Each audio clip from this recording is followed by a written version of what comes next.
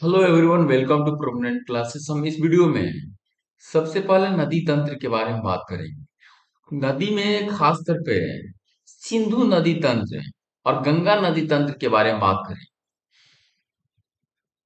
तो सबसे पहले सारी इस सिंधु की सारी सहायक नदियों के बारे में, उसकी उद्गम स्थल, संगम कहाँ मिल जाती है और उसकी सहायक नदी और उससे संबंधित सारे तथ्यों के बारे में चर्चा करेंगे। लगभग सारी फुल डिटेल में नदियों के बारे में हम बात करेंगे। और ये नदी तंत्र कॉम्पिटेटिव एग्जाम के पर्पज से बहुत ही ज्यादा इम्पोर्टेंट रहता है। सबसे पहले बात करते हैं सिंधु नदी तंत्र के बारे में बात करें। इसके अंतर्गत सिंधु और उसकी सहायक नदियां पंचनद, झेलम, चेनाब, रावी, सतलज, ब्यास आदि शामिल है। सिंधु नदी मानसरोवर की छिमा युंगडुंग ग्लेशियर, यहाँ ध्यान देना। ब्रह्मपुत्र भी मानसरोवर से ही निकलती है, लेकिन उसकी ग्लेशियर की नाम अलग है। और सिंधु नदी की ग्लेशियर का नाम है छिमा युंगडुंग ग्लेशियर से निकलती है। 2880 किलोमीटर लंबी है और विश्व की बड़ी नदियों में इसका भी स्थान है में से एक है। भारत में इसकी लंबाई 1114 किलोमीटर है, ओवरऑल 2880 किलोमीटर, लेकिन इंडिया में 1114 किलोमीटर है। भारत पाकिस्तान के बीच 1960 में हुए समझौता के में सिंधु नदी जल विवाद के नाम से जाना जाता है, जिसमें आर एस रावी सतलज, यानी आर एस हम लोग किसको पिला रहे हैं? पाकिस्तान को। और भी कितना दे रहा? 80%। यानी सिंधु जल विवाद में पाकिस्तान को 80% जल किसकी? रावी और सतलज की पाकिस्तान को दिया गया 80% जल। लेकिन झेलम और चिनाब च छ वही च छ ज झ पर है, दोनों च का ही फॉर्मेट है। तो झेलम और चिनाब का 20% जलों को सिर्फ भारत को दिया गया। और इस समझौते में पंडित नेहरू ने साइन किया था। पंचनद के रूप में संयुक्त सिंधु की मुख्य धारा मिठानकोट के पास मिलती है। यानी पंचनद की सारी नदियों संयुक्त रूप से मिठानकोट के पास सिंधु में मिल जाती है। जास्कर, सिगार और गिलगित बाईं ओर से मिलने वाली अन्य सिंधु की सहायक नदियां हैं। दाईं ओर से मिलने वाली नदियों में श्योक, काबुल, कुरुम और गोमल आदि प्रमुख हैं। यानी ये पाकिस्तान साइड से आकर मिलती है सिंधु में, और ये जो इंडिया साइड से जाकर मिल जाती है किसमें? सिंधु में। तो सबसे पहले बात करें पंचनद में, पहला बात करते हैं झेलम। यानी नाक को क्या कर सकते हैं? झेल सकते हैं। तो ये वेरी नेक से निकलती है और बुलर झील में मिल जाती है। साथ में बुलर झील में श्रीनगर इसी नदी पर अवस्थित है। ये बीचों बीच जम्मू एंड कश्मीर से गुजरने वाली नदी तंत्र है। और इसकी सहायक नदी किशन गंगा है, जिसे पाकिस्तान में नीलम कहा जाता है। और नीलम और झेलम की संयुक्त धारा को पाकिस्तान में नीलम झेलम के नाम से जाना जाता है। चिनाब के बारे में बात करें, जिसका नाम है आस्किनी, यानी चिनाब। तो चिल्लाता है तो बहुत बड़ा चिल्ला रहा है। तो इस तरह से हम इसको याद कर सकते, बड़ा लचला दर्रा से निकलती है। जितने भी नदी तंत्र है वो सारी किसी न किसी दर्रे से निकलती है। तो सबसे पहले बात करते हैं चिनाब। चिनाब बड़ा लचला दर्रा से निकलती है और दोनों ओर से चंद्रा और भागा नामक दो सहायक नदियों के रूप में निकलती है। और ये दोनों नदियों मिलकर चिनाब कहलाती है। यानी चिनाब बनाने में कौन कौन नदी लगती है? चंद्रा प्लस भागा। ये पूछा जाता है क्वेश्चनों में। ये मिलकर फॉर्मेट करती है चिनाब की। तो चिनाब को कैसे कह सकते हैं? ये किस धारा से निकलती है? बड़ा लचला धारा से, बहुत बड़ा चिल्ला रहा है, ऐसे ही याद करके रख सकते हैं इस चीज को। हम अब बात करते हैं रावी। तो रावी के बारे में बात करें तो रावी को पुरुषनी या इरावती नदी कहते हैं। तो हम इसको कैसे याद कर सकते हैं? पुरुष रोता है हमेशा, पुरुष को ज्यादा बर्डन से रोते रहता है। तो इस तरह से हम इस चीज को याद कर सकते रख सकते हैं। यह नदी पंजाब की 5 नदियों में सबसे छोटी नदी है, निराग। इसका उद्गम स्थल हिमाचल के कांगड़ा जिला स्थित कुल्लू पहाड़ी में रोहतांग दर्रे के समीप से है, यानी ये रोहतांग दर्रा से निकलती है। रावी और ब्यास दोनों रोहतांग दर्रे से निकलती है। झेलम शेषनाग से और चिनाब बड़ा लचला दर्रा से। सारी दर्रों का नाम याद करना है। इसी के निकट ब्यास कुंड के से ब्यास नदी भी निकलती है, यानी दोनों रोहतांग दर्रे से निकलती है, रावी और ब्यास। ब्यास को बफ और ब्यास, बफ विभाषा ये याद कर लीजिए। रोहतांग दर्रे से मैंने बात कर चुका है कि दक्षिण किनारे ब्यास कुंड से निकलती है, कपूरथला के नहीं के हरिके नामक स्थान पर सिंधु से मिल जाती है। सतलज की बात करूं तो सतलज यह मानसरोवर झील के समीप स्थित राजस्थान से निकलती है और सिक्किले दर्रे के पास भारत में प्रवेश कर जाती है। तो स्पीति नदी इसकी मुख्य सहायक नदी है। स्पीति नदी यानी झेलम की सबसे इंपॉर्टेंट सहायक नदी थी किशनगंगा। सतलज की स्फीति और सतलज सिप किले, S for Sutlej, S for सिप किले, इस तरह से याद करके रख सकते हैं। झेलम शेषनाग, झेलम शेषनाग से चिनाब बड़ा लचला रावी ब्यास रोहतांग दर्रा से सतलज सिप किले दर्रा से निकलती है।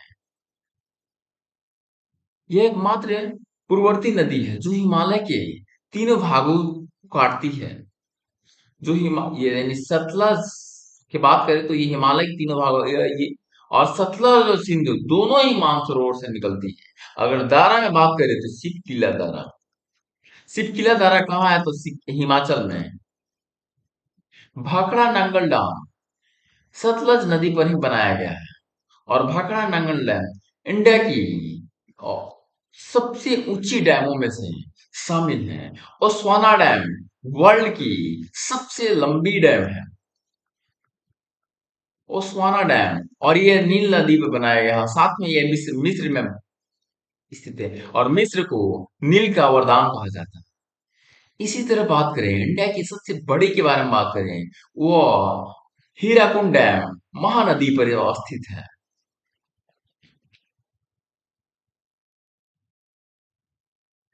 गंगा नदी तंत्र पर बात करें,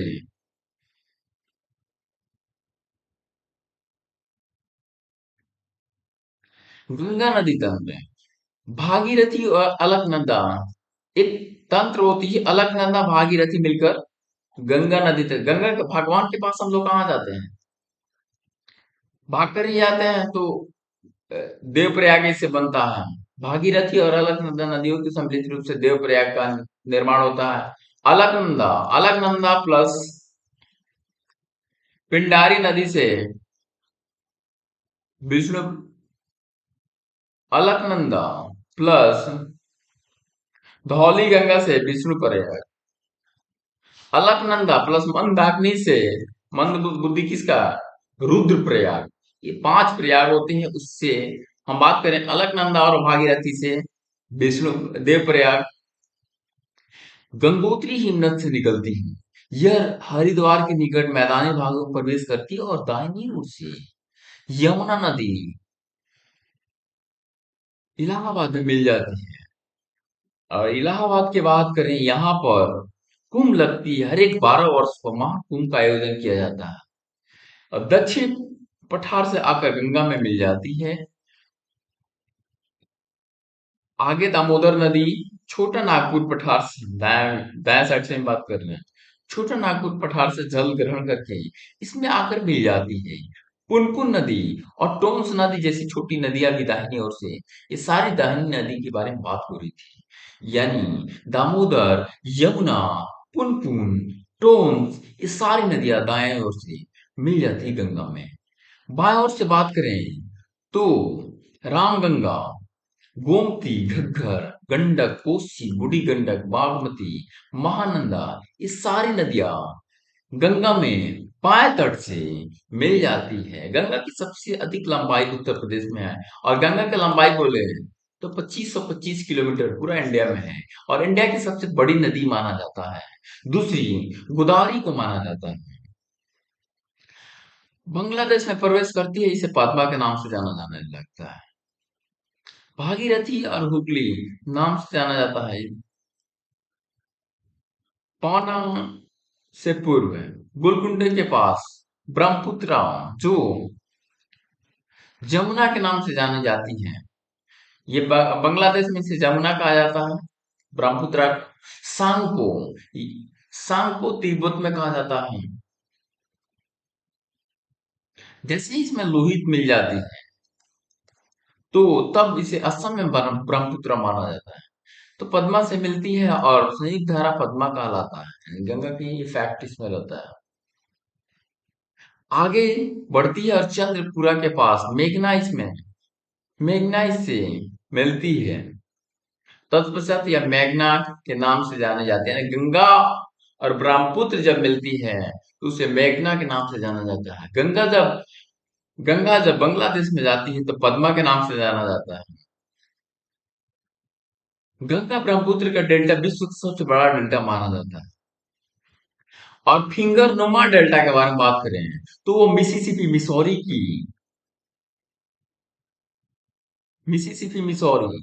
की जो डेल्टा बनती यूएसए में, वह फिंगर नुमा पंच नुमा डेल्टा बनने वाली वर्ल्ड की एकमात्र ऐसे डेल्टा है। और वर्ल्ड की सबसे बड़ी डेल्टा हम बात करें तो गंगा यमुना का गंगा ब्रह्मपुत्र का डेल्टा जो होता है विश्व की सबसे बड़ी डेल्टा माना जाता है, जिसका विस्तार हुगली और मेघना नदियों के बीच में हुआ है।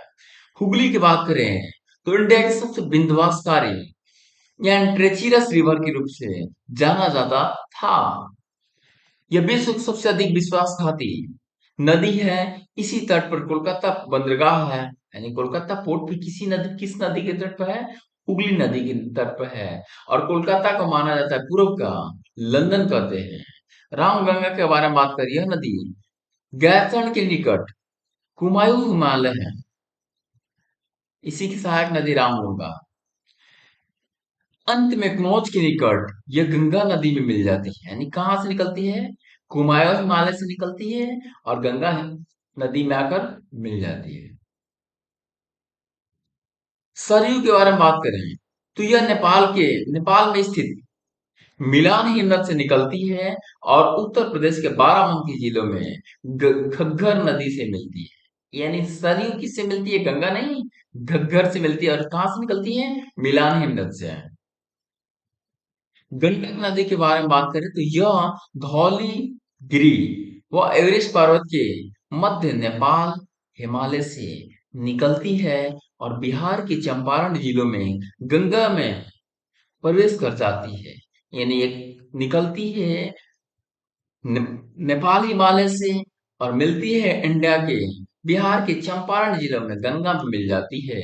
और पटना के निकट इसे सोनपुर में गंगा से मिलती है। कोसी नदी की बात करें तो इसकी मुख्य धारा अरुणा एवरेस्ट पर्वत में स्थित पुंगचू से निकलती है। प्रायमार्ग बदलने की प्रवृत्ति के कारण से बिहार का सूप माना जाता है। अगर सूप के बारे में बात करें, दामोदर को बंगाल का सूप माना जाता है। कोसी को बिहार का सूप माना जाता है और महानदी को उड़ीसा का शोक माना जाता है। तीन राज्यों का शोक कोसी, दामोदर और महानदी। महानदी के बारे में बात करिए, पश्चिम बंगाल में दार्जिलिंग की पहाड़ियों से निकलती है और भारत में गंगा के बाएं तट और उत्तरी तट के अंतिम सहायक नदी है। केन पर्वती के बारे में बात करें तो यह मध्य प्रदेश के सतना जिलों में कैमूर की पहाड़ी से निकलती है केन पर्वत और गंगा के निकट यमुना में मिल जाती है। सोनार एवं बीवर इसकी प्रमुख सहायक नदी है।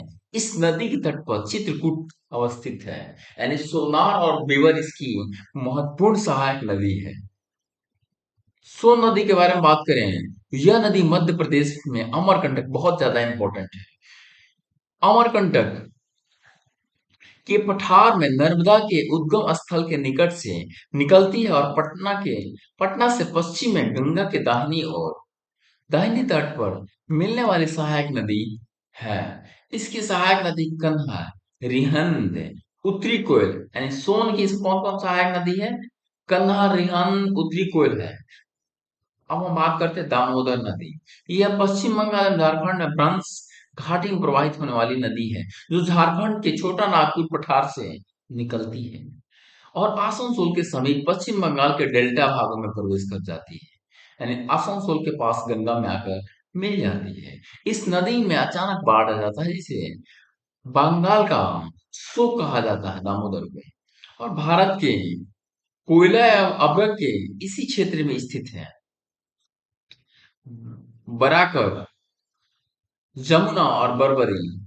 आदमी दामोदर कौन होता है? पुरुष। तो अब बहुत ज्यादा बोलता है बराकर, जमुना जवान भी होते हैं, और बरबरी इसकी प्रमुख सहायक नदी है। इस तरह से याद करके रख सकते हैं। यमुना नदी के बारे में बात करें, ये गंगा की सबसे लंबी और सबसे पश्चिमी नदी है। बंदरपुछ के पश्चिमी ढाल पर यमुनोत्री हिमनद से निकलती है। यह गंगा के समानांतर प्रवाहित होते हुए इलाहाबाद में आकर मिल जाती है। चंबल के बारे में बात करें तो यह मध्य प्रदेश के महू के समेत मालवा पठार से निकलती है। चंबल के डाकू और चरमावती, बनास, मेज, पर्वती, काली सिंध, क्षिप्रा इसकी प्रमुख सहायक नदी है। ब्रह्मपुत्र नदी तंत्र के बारे में बात करें